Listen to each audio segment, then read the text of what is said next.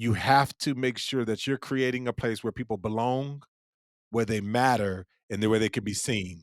I just think that that's what's critical because again, that is what people are looking for, and that's what the gospel, but we make the gospel tangible. Family, multiplication, restoration. I'm Dahadi Lewis. Join me, Noah Oldham and Hayden Ratner, as we come to you from Atlanta, St. Louis, and Las Vegas, as we seek to add value to your church planting journey. We'll have real-time, authentic conversations that are relevant to the life of the church planter and pastor. Join us as we hear from leaders of this movement from across North America and discover what it really takes to plant churches everywhere for everyone.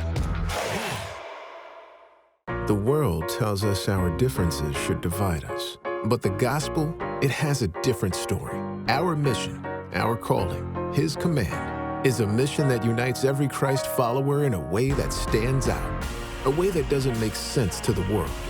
Join us June 13th and 14th at Send Conference to be refreshed and celebrate the church together on mission.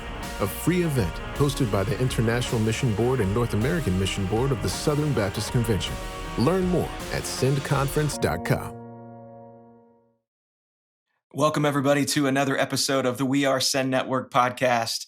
I'm Noah Oldham, lead pastor of August Gate in St. Louis, joined by Dahadi Lewis, the lead pastor of Blueprint in Atlanta, and Hayden Ratner, the senior pastor of Walk Church in Las Vegas, Nevada. Brothers, we are back together after a long absence. Good to be together, guys. Yeah. It is always good. Like I told, man, the crew is back. We got all the point guard, the shooting guard, the small forward. Yeah. Like Noah's the small forward for back. sure. We back. Yeah. Dude, my dad. I'm the small forward. I'm the slowest, and how to score. So I'm gonna put you in the shooting guard. And Noah be dishing out. He's setting this up. I like that. He's the assist leader. So yes. Does it feel weird to you guys that you guys carry the title lead pastor and then Noah says senior pastor? For me, it makes me feel like is the senior pastor label, is that gone? Is that dead? Like, should we? Nah, man. Is that what is that?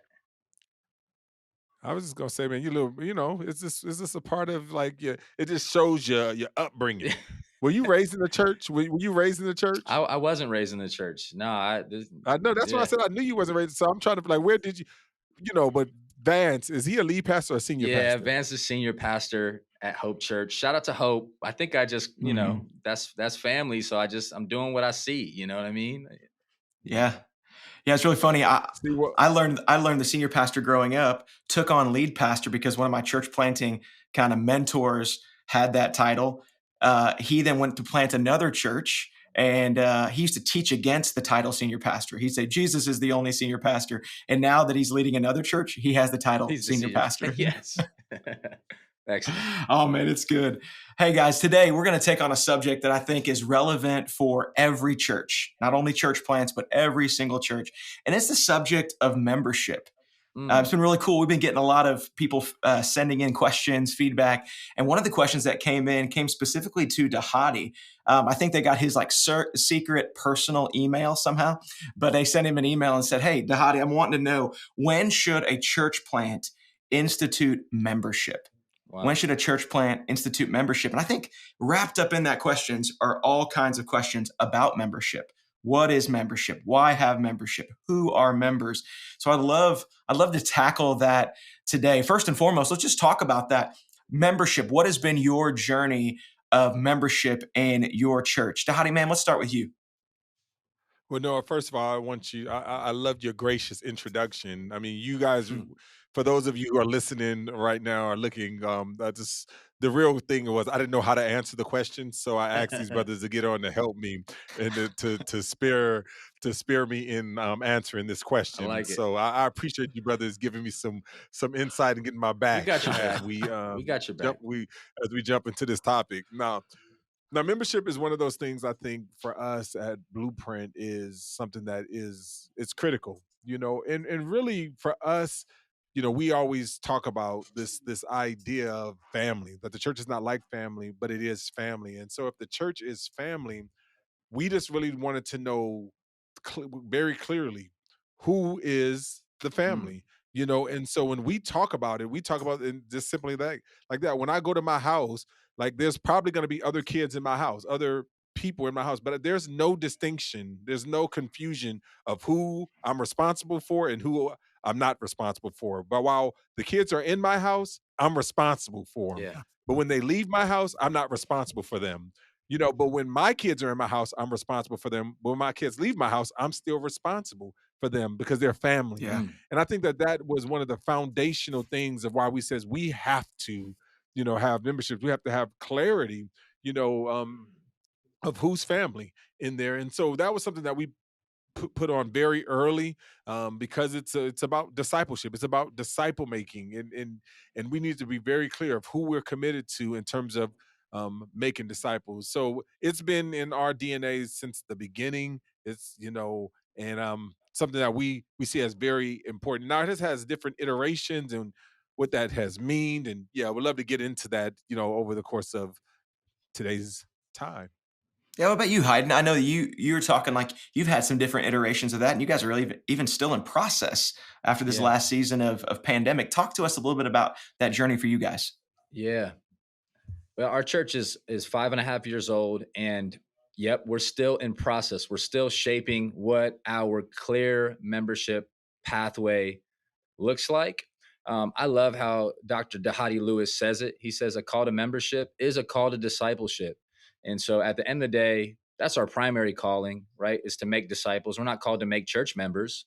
We're called to make disciples. And we believe one way to do that is by helping people become family members of the house of the church. And so, we've done various iterations of that. We've done like a two-step program, if you would, where it's like, go to this dinner and then do this more formal meeting where we walk through our history and different things in our church. Then we did try to do just one main thing. Then we tried to do actually a weekend thing that we call Growth Track, and we still have some iteration of that, where every weekend we're giving an opportunity for people that are coming to church to go to a membership type class, if you would.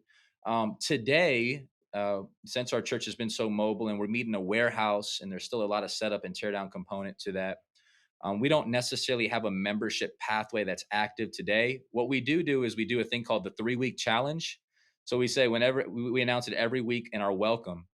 We say, hey, if you're here for the first time, we'd love for you to take the 3-week challenge and get to know us. We think it takes 3 weeks to be able to make a real decision on a church at minimum. And so after those 3 weeks, we say, hey, we pray it's our church, but if not, we'd love to help you find a church where you can go, where you can grow. And we love to help you do that. And there's a lot of churches in the city. We're Kingdom. But we say, hey, here's some of who we are: mission, vision, values. We use we language. This is who Yeah. we are. And if you don't really vibe with who we are, well, that's okay, but you're going to struggle here. And so we let people make that decision for themselves. Do they want to call Walk Church home? And we just and try to engage them into the discipleship culture of our church. And that's where we're at today. That won't be where we always are, but we're excited about that. And people are getting connected and growing, and we're Yeah. leaning in. So how about you guys? I No? I absolutely love Yeah. that. I absolutely love the 3-week challenge. I'm just like, I want to know more about that 3-week Come on. challenge. I mean, I just love and I don't know if you just kind of picked randomly 3 Yeah. weeks, but like, I don't know if there's an art or a science to the 3 weeks, but Yeah. yeah, that's great. Yeah. And Yeah. sometimes people come to us at the end of that and they say, man, this is our 3rd week and this was the week. We know this is our home. And then we help Wow. get them connected from there at a next level. And sometimes they say, you know what, this is really neat, but not really our style. And then we say, what type of style are you looking for? Because there's these churches and we'd love to help you connect. And so, yeah. Hmm. Anyways, keep going. No, I know you're about to jump in. No, man. So, church membership has been a huge part of our journey. We thought from the very beginning membership was super important, and so even in the DNA of our church and our founding, we just said like, who are members? Well, we wanted to know in our core team who's journeying with us, who's committed with us. Well, that was this core team of people, and then who on our launch team is committed with us. And so we even did what we called our launch team covenant when it was about 30 people who is going to lock arms with us and say, at least for the next 6 months, we're going to be here. We're not going anywhere. We're not looking for jobs elsewhere. We're here. We're committed. So we knew we could depend on them and they could depend on us. And then we established our church, official church membership beyond that. That launch team, we just said it was the same documents. Do you want to continue? And we had the opportunity to bring on new members at that time. Because just as Dhati said, I love that language. If I go back now, I would change it to family language, because membership, the word membership's not in the Bible. And I think so many people get tripped up on membership. And so we have to often like negate it. This isn't your membership to the YMCA or the gym where you pay a little bit of money and show up when you want to and don't when you don't. But instead, you are saying we are the family. And I think that's been really important to us. Man, even this last season, how have you guys seen in this last season? How has your view of membership either solidified or maybe changed because of the pandemic and the transiency? What do you think? Well, I would say for us, it's really has focused or kind of intensified it. I would say it that way. It has intensified our focus and all that. And I've shared it already on here before. Is like I said, we talked about we're family, right? The church is not like family. We are family. But what we're switching is we're saying we're going from a family of members to a family of missionary disciple makers. Mm, Because we want to determine like what is our family about, and we are a family of missionary disciple makers because and this is and like we use the analogy, it's the same thing as the being on a cruise ship versus being on a battleship. Wow. Like when you're on a cruise ship, and believe me, I love being on cruise ships. It's actually one of my favorite vacations. oh, By the way, if anybody ever want to send me on a vacation, it's cruises. That's my thing. Whenever they get back, put back in. But I love being on cruise ships, man. All the food you can eat, all the like, it's just relaxing. You can't take your cell phone, you can't get in touch, no internet. I mean, it's so relaxing. It's good, but you are there for your personal benefit, mm, your personal gain, right? I actually have never been on a battleship, but I imagine the idea of like, being on a battleship and you're not there for your personal comfort, your personal convenience, but you are there for a common goal. And what's interesting is that I guarantee you the people after a week long on the battleship and a week long on a cruise ship, I guarantee the people on the battleship will be a lot more closer than the people on the cruise ship. ooh, Wow. And so what we're trying to do is that oftentimes we'll aim for community and we never or rarely get mission, but every time you aim for mission, you will get community, you will get family. And so that's really a big part of what we're doing. And so a big part of our shift, over this COVID and during the COVID pandemic, and as we reach into this new normal, we said, hey, we're still family. We are still even more family, but we are not just a family of members, we are a family of missionary disciple makers. And so I think it's something that has really helped shape us as we kind of move into this new normal. man, that's Wow. good. That's good. Yeah. I'm gonna when this airs, I'm gonna cut out just that part that Dhati just shared and really just double click on that, bold it, highlight, send that out to our team. Such a good word. Yeah. I think Noah, my answer to that question is still being shaped. That chapter is still being written Mm, for us. We have a little bit of that battleship mentality where we're trying to hold on right now. We feel mm, like the yeah. momentum is good. Like we're seeing good upward trajectory. People are coming to know Jesus. People are getting baptized. People are excited to bring their friends. But in this season, there also feels like we're not sure exactly where our church is going to meet next month, and so we're doing our best to keep people engaged and keep people in discipleship groups, and that's why one of the things we say oftentimes is that our small groups, we call them charge groups. Our charge groups are the heartbeat of our church. So we don't want we say, hey, attending and serving and being a part of a group is not an option; it's an expectation. And we don't want that to Yeah. be something that maybe I'll do a group, maybe I won't. No, it's expected for you to do a group if you really want to be a disciple, if you really want to be a part of this family. And don't just be a taker, be a bringer. Bring something, show up, give something, share something. Yeah. And so I think in this season we've leaned into that much more. We're still trying to figure out how to do that better with the online platforms, as that's still a very real ministry of our church, and how to have an online pathway for people to connect and really be a part of our family. And so, I think my answer today is a little bit more of, man, we're in a shaping season. We're looking and Mm, learning from a lot of different churches. We're tapping into it's churches that good. are doing it well, and we're hungry. We're saying, hey, what are you Hmm. guys doing? What software are you using? How often are you meeting? And so I think at this stage for Walk Church, we're seeing who's doing membership really well and disciple making really well, collecting a lot of data. And I want to even encourage pastors and planters on here right now that there's grace for that. They're like, you might not have it all together yet, and you still might be running. And I want to encourage you, keep running, but it also keep your eye on how to get better, how to strengthen these ministries in your church, and they Yeah. will get strengthened. Yeah, for Yeah. sure. I think the biggest thing I learned this last season is that membership is accountability. Like that's Mm, really what it comes down to. It's accountability for me as a pastor. As we were scattered and we're all online, who do I have the responsibility before God to make sure that they're checked in on, they're cared for, if they're isolated, that they have community. Some people were vulnerable and didn't want to be around anybody, even with masks for a long time, but they still needed to grow as a disciple. They still needed care.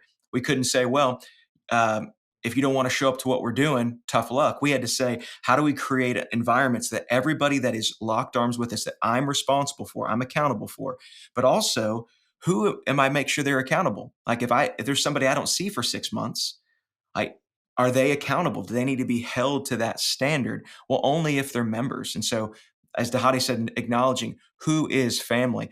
And another thing that I learned in this last season is we were one of the first churches in our area to go back to public services with restrictions, but we were meeting in person. We had people from other churches that were coming. And so a lot of conversations of, are you just checking things out to have a place to worship in person? Or are you looking for a family to belong to? mm, And that we wanted to make sure that, hey, when this opens back up, if you're a part of a church, you need to go back to your church. You don't need to just like peace out and nobody know about that. And so that membership was really important in this last season for us. And now moving forward, it's helped us to clarify even stronger, what are we calling people to? And so when the year changed over from 2020 to 2021, all of our covenant members got this brand new sweatshirt. It's got a bison on it. I preached a sermon about running into the storm together, how the American bison, when it sees a storm coming, instead of retreating and hiding and scattering like most animals do, they together charge into the storm. And that's what we're going to make this year, that we're locking arms with all of our differences of opinions together. And so membership help us to clarify and mm. bring accountability.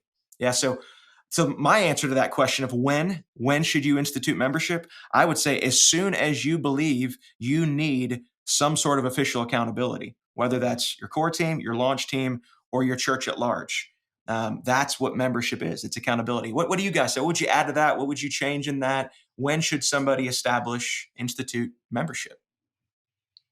Good. Yeah, I would agree with you. I think there's this ways to do that, and and whether they call it a membership or not, like one of the things we talk about, whether it's in the cohorts that I've taught or that I do, is just simply just saying, when you're developing your core team, whether you call them members or whatever core team, the bottom line is that you need to have clear expectations that you are part of this core team if you're giving time, talent, treasure, right? Like, so it's like clearly, you just always need to clearly define, like, are you in with us? Are you not? Like, you don't want to leave, just kind of keep people on the peripherals. Now, how formalized you need to do that is up to the planners. But I do feel like you need to be very clear, because what you're saying is that because a responsibility to everyone is a responsibility to no one. If you just say I'm just the church at large and everyone, that's really means you're not responsible for anyone. Hmm. But when you are very specific, I think it's you're basically creating boundaries, and but I think a lot of times we have to get out of this kind of friends with benefits kind of mindset. Okay. People just they're coming in and they're being a part of the church, Right. and they're there and they want all the benefits of it, but they don't want to commit. There's no commitment. Right. And there's this, and that's what we have, is this common law marriages Mm. that are going on everywhere, and people, when it comes to being involved in the church. And I think so we just need to make sure as pastors that we're just clear, like, regardless of what you call it, and it says there, I'm responsible for you and you're responsible for me and for those that are in here, and I think that is what's important. And so you use the word accountable, so that's what I mean is like the idea of responsibility. It's good. Yep. Yep. Yeah. Really good stuff, man. This is what I'm talking about. This is a prime episode for me as a practitioner, church planter, that's really putting a lot of the ingredients into our DNA for our relaunch of our new membership pathway. This is a helpful podcast for me. I'm in agreement with you, Noah, to have some of these workings from the beginning in place is going to be helpful in your disciple making pathway. And I'll just add one caveat to that. And here it is. It's okay not to be married to it. So you might start with, hey, we're going to do it like Blueprint does it. We're going to do it like August Gate does it, right? And then you might see that your church culture and your church makeup, it doesn't fit right now because maybe you don't have a building, or maybe people don't stay after, or whatever that may look like. And then you got to just say, okay, with our style and our church and our team in this season, what works so that we can make sure that we're getting people plugged in. We're closing up that back door while still keeping a wide front door. And, that's where we're at today. And, I think about Paul, right? When he writes to Timothy, he has this one little statement that's always just been intriguing for me. You guys probably could unpack it better, but he says somewhere along those later chapters, he says, and make sure for the widows that are truly widows that you enroll them. You create a space on the roll for them. I can't help but to think that he's probably referencing some form of membership there, and and creating an accountability to make sure that widows are being taken care of in the context of local church. And so, I think this is a great conversation for everybody to be thinking through.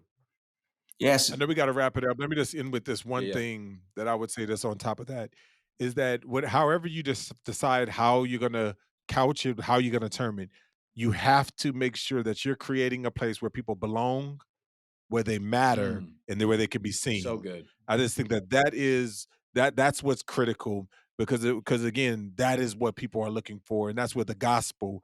But we make the gospel tangible. It's good.